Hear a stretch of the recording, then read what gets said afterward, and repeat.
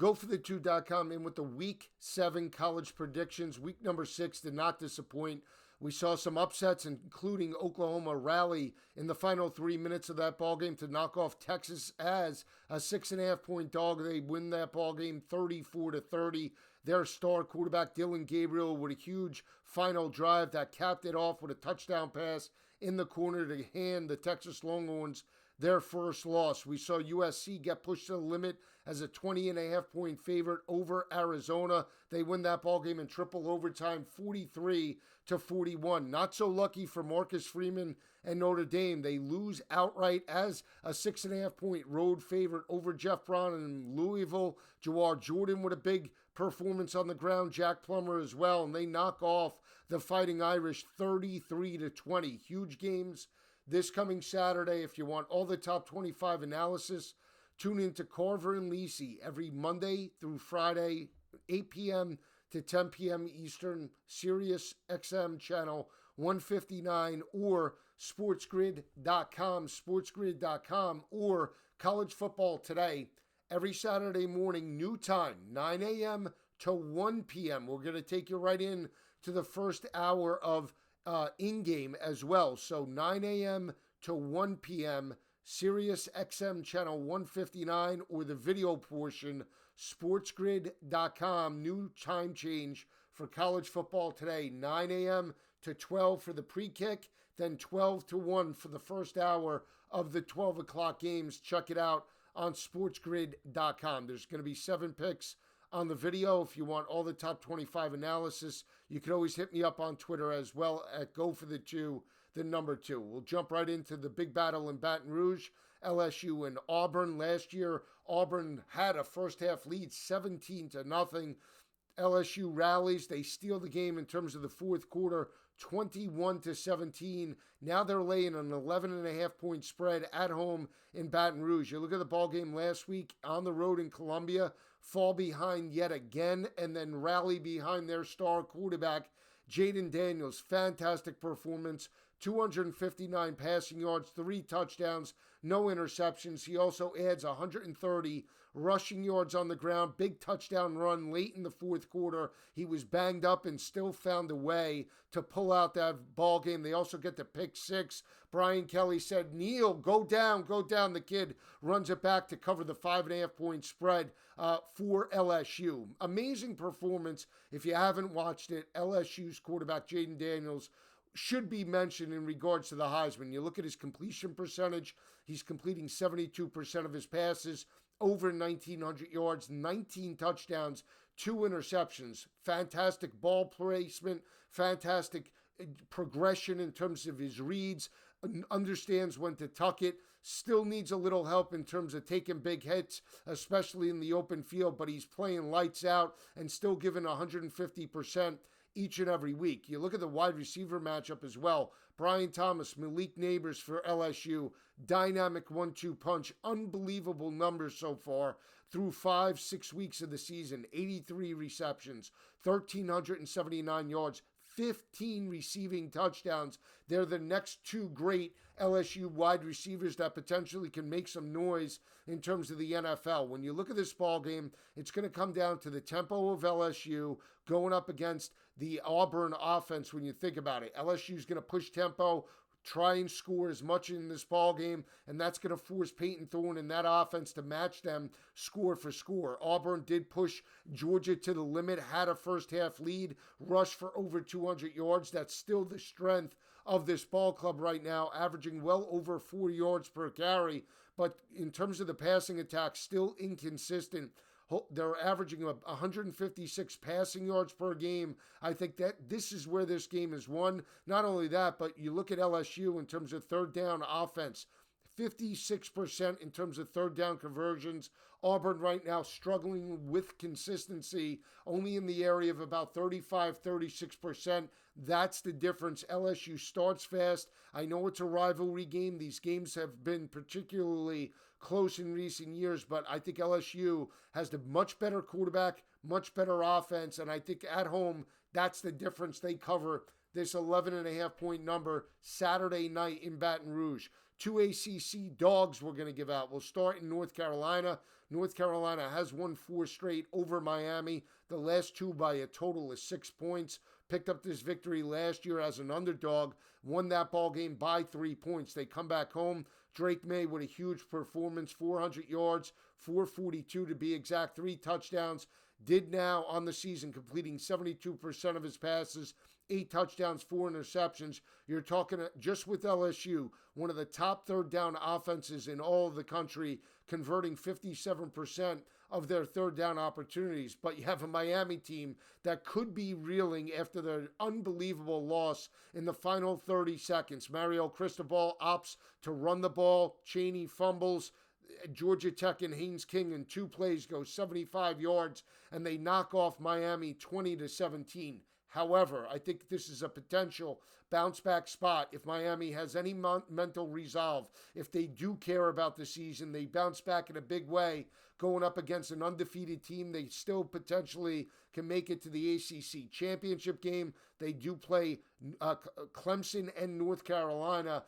Coming up, North Carolina this week, Clemson, I believe, in 2 weeks. That could be the difference to make it or break it for an ACC championship run. Miami's still running the football consistently, 211 yards on the ground. Tyler Van Dyke and that offense converting 50% of their third down opportunities, passing for 294 through the air. And Van Dyke's an experienced quarterback. But you look at the front 7 of Miami, they're still holding opposing offenses to 58 rushing yards per game, only giving up 210 passing yards to opposing quarterbacks. I know they got abused by Haynes King in the final minute. It doesn't happen on the road. They strike the upset over North Carolina Saturday afternoon. Mario Big Chest Cristobal bounces back in a big way with an upset win over the Tar Heels. NC State's on the road to face off against Duke. Riley Leonard still a game-time decision. He's day-to-day right now with the ankle injury. We know that Duke wants to run the football. They're averaging 199 rushing yards per game, only passing for 200 yards through the air. But this game, to me, comes down to the strength of North Carolina State. They're still holding opposing offenses to only 98 rushing yards per game, 29% in terms of third down defense. MJ Morris stepped up last week, 254 yards, 2 touchdowns, I believe, in terms of the win against Marshall, 48-41. Did complete 56% of his passes. I like that recipe going on the road. You still have experienced quarterback play for NC State, solid third down defense. We don't know about the status of Riley Leonard, but the strength of Duke is the rushing attack, which happens to be the strength of NC State. They pushed they pushed Louisville to the limit a couple of weeks ago, lost by 3. I think NC State does have the better defense. They strike the upset as a 3.5-point underdog Saturday night in Durham. Another Pac-12 battle. We have UCLA on the road to face off against Oregon State. Oregon State does get the 12-point win over Cal. They laid 7.5 by kick in terms of that ball game. DJU 275 through the air, 5 touchdowns, no interceptions. But on the flip side, Dante Moore and UCLA strike the upset, not the upset, they laid 3.5, but they were not ranked. Washington State was the team that was ranked, and they won that ball game by double digits. Solid effort by Dante Moore. Completes 50% of his passes, 290 yards, 2 touchdowns, 1 interception. 1 touchdown, 2 interceptions. But what I was really impressed with was the front 7 of UCLA and the secondary. They held Cam Ward to 204 passing yards per game. You look at Cam Ward entering that ball game, he was averaging well over 400 passing yards per game. That was a dominant secondary performance by UCLA. You look at also the strength of UCLA. With the rushing attack, they're averaging well over 4.5 yards per carry, 200 rushing yards per game. And we saw Cal rush it in the second half last week for 241 yards on Oregon State. That could be the difference. I know Oregon State's playing at home, but you look at UCLA's defense as well. Very rock solid in terms of run support. 68 rushing yards per game allowed. I think that's the difference as well. UCLA catching 3.5 points, strikes the upset on the road in Corvallis. Could be a tight game early, but in the end, the Bruins find a way to pull it out. We have a couple of SEC games as well. We're going to talk about Texas A&M and Tennessee. You look at Texas A&M, lose that ball game 26-20 over Alabama. They had the lead in the first half, could not capitalize. Max Johnson and that offense could not convert in critical situations. They get a critical turnover in the final 3 minutes of that ball game that really changes the momentum in terms of Alabama being able to pull out that victory.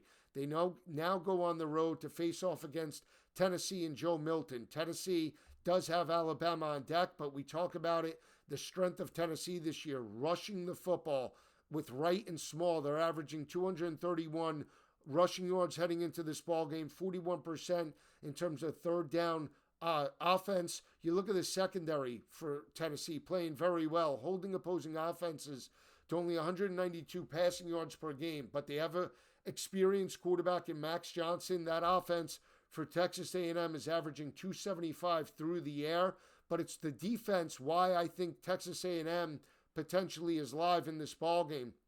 You look at Texas A&M right now.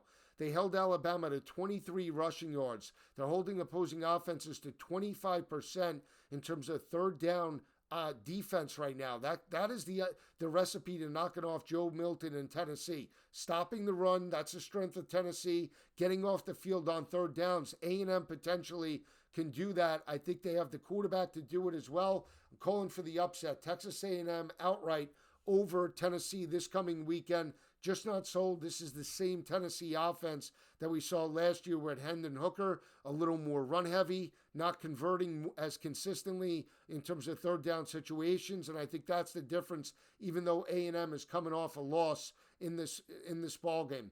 Arkansas on the road to square off against Alabama. You look at this ball game last year, this was the game that Jalen Milroe came in for Bryce Young. He ran it all over the Arkansas defense in the second half. Milroe coming off a dynamic performance, 321 passing yards, 3 touchdowns, 1 interception. Potentially Arkansas could be a little bit beat up in terms of the schedule. They went toe-to-toe with BYU, LSU. We saw them struggle with A&M, and then last week against Ole Miss, but they were in that ball game from start to finish. You look at KJ Jefferson, 250 through the air last week. He also put up 289 against LSU. We know about mobile quarterbacks and Alabama. They struggled in terms of USF with a mobile quarterback. Brown gave up 170. KJ Jefferson hasn't run it enough this year, but I think in this ball game on the road, catching 19.5 points against Alabama, even though they're back-to-back road games, I think potentially Arkansas could cover this number. I also think that Raheem Sanders back in that offense will benefit them. Not only that, but you look at the third down defense right now for Arkansas, playing very good, in the area of about 35%. They're very good in terms of the secondary, have forced 8 interceptions on the year. That potentially could be the difference to covering and not covering the spread. Give me Arkansas plus the points with against Alabama in Tuscaloosa. Finally, the big Pac-12 game, Oregon and Washington, equally matched teams. We saw Washington win this ball game 37-34 last year when Michael Penix, 2 elite offenses. You look at Bo Nix right now. They're averaging 284 passing yards per game, rushing in the area of about 211 heading into this ball game. Bucky Irving, that offensive line, playing very well. We also see Bo Nix, 72% completion percentage, has thrown 16 touchdowns on the year, but they're going up against Michael Penix. This offense for Washington completing well over 68% of his passes. They're very good in terms of third down offense, converting right in the area of about 43% on the year, but more importantly, averaging 446 passing yards per game. Front 7 for Washington, holding opposing offenses to 3.7 yards per carry. It's basically a pick'em game, but we know about the struggles of Oregon. They play better at home than they do on the road. Entering this year, they were 20-24 straight up at home, on the road or on a neutral field site. They lost both ball games on a neutral site and on the road last year in Corvallis.